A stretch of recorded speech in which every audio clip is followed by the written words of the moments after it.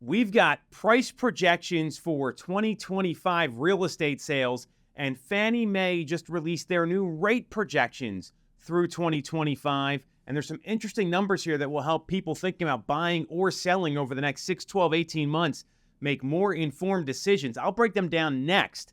If you like what you hear, you get some value out of this, make sure to subscribe to the channel, hit the bell for notifications, and if you want to schedule a time to talk about how this could impact your real estate plans, make sure to do that with the link in the comments. So we've got two sets of projections that just dropped that people who are thinking about transacting should be paying attention to.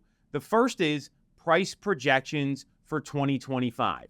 And we've got a wide range here for some experts like Moody's predicting maybe a 0.5% increase in prices between now and 2025 versus some other folks like Wells Fargo, Goldman Sachs that are into the mid fours. The average, and we're going to put the chart up here, is a 2.5% projected increase in pricing between now and the end of 2025. So what does that mean? What that means is we're seeing appreciation normalize in real estate. These are national projections, obviously.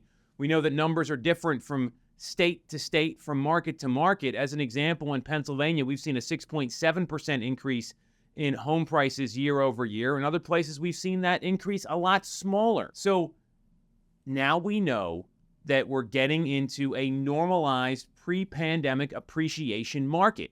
So what that means for people thinking about selling is that as inventory rises, because we've seen a 27.1% increase in supply through the month of May in the greater Philadelphia area, it's up 0.41 months.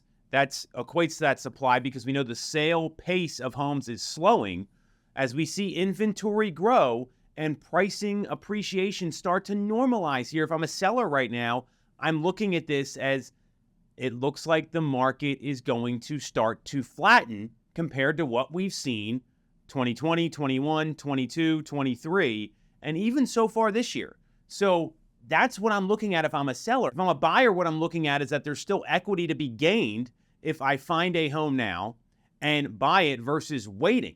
And we'll talk about the waiting game here in a second. So that's what that means for price appreciations. There's no market crash coming. No one's predicting that. We're predicting, cut it right there. The top experts and companies that get paid to make predictions are anticipating a normalized appreciation in home values over the next year. We also got Fannie Mae's projected interest rates between now and 2025. And for next year, they're predicting an average of 6.5% on the 30-year fix. We're going to put this up there as well. You can see the quarter-by-quarter projection, and they're projecting 6.8% in 2024 through the end of the year. So what this tells me is rates are basically staying where they are. We know the Fed changed their rate cut intentions at the last meeting by only planning one rate cut this year as opposed to the original 3, and more rate cutting could and likely will happen next year, but these are all projections. So what we know is that rates are going to be pretty stable. So if I'm a buyer, that quarter of a percent that I might be saving, I'm looking at the equity I could be gaining, where you're spending that money elsewhere. If you're renting a home, there's a lot of things to consider here.